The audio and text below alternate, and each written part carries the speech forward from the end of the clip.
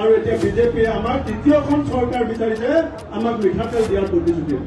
গতিকে আমাৰ কৰ্তব্য কি হ'ব, আমাৰ চিন্তা কি হ'ব, আমাৰ সিদ্ধান্ত কি হ'ব আৰু ইয়াৰ কাৰণে আমাৰ পৰিকল্পনা কি হ'ব আমি সকলোৱে মিলি যদি ঠিক কৰোঁ, ময়ো নিশ্চিত যে গৌৰৱ গগৈৰ সেনাপতিত্বত আমি দিছপুৰ দখল কৰিবলৈ বেছি সময় নালাগে। মুক্ত গৰাখহনীয়া মুক্ত অসমৰ কথা কৈছিল, চাহ শ্ৰমিকৰ মজুৰি বৃদ্ধিৰ কথা কৈছিল।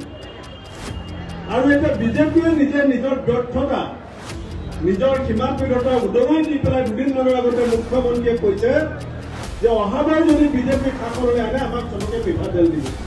এটা সময়ত 2014 চনত যেতিয়া বিজেপিয়ে অসমত নিৰ্বাচন খেলিছিল তেতিয়া বিজেপিয়ে কৈছিল 2 কোটি চাকৰি দিব, 15 লাখ টকা দিব।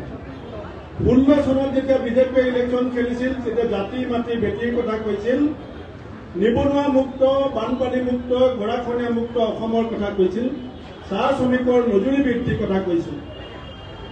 আৰু এতিয়া বিজেপিয়ে নিজে নিজৰ ব্যৰ্থতা নিজৰ সীমাবদ্ধতা উদঙাই দি পেলাই দুদিনমানৰ আগতে মুখ্যমন্ত্ৰীয়ে কৈছে যে অহাবাৰ যদি বিজেপি শাসনলৈ আনে আমাক চবকে মিঠাতেল দিব। ৰাইজ কথাটো চিন্তা কৰিব, এইটো বৰ সহজ কথা নহয়। আমি বিজেপিক ভোট দিছিলো সংস্থাপনৰ তাগিদাত, কৃষক শ্ৰমিকৰ উপাৰ্জন বৃদ্ধিৰ তাগিদাত, ছয় জনগোষ্ঠী জনজাতিকৰণৰ তাগিদাত, চাহ শ্ৰমিকৰ মৃত্যুৰ মুখলৈ গৈ আছে চাহ বাগানবিলাক, সেইবিলাকক পুনৰ্জীৱিত কৰাৰ চিন্তা। আৰু এতিয়া বিজেপিয়ে আমাৰ তৃতীয়খন চৰকাৰ বিচাৰিছে আমাক মিঠাতেল দিয়াৰ প্ৰতিশ্ৰুতি।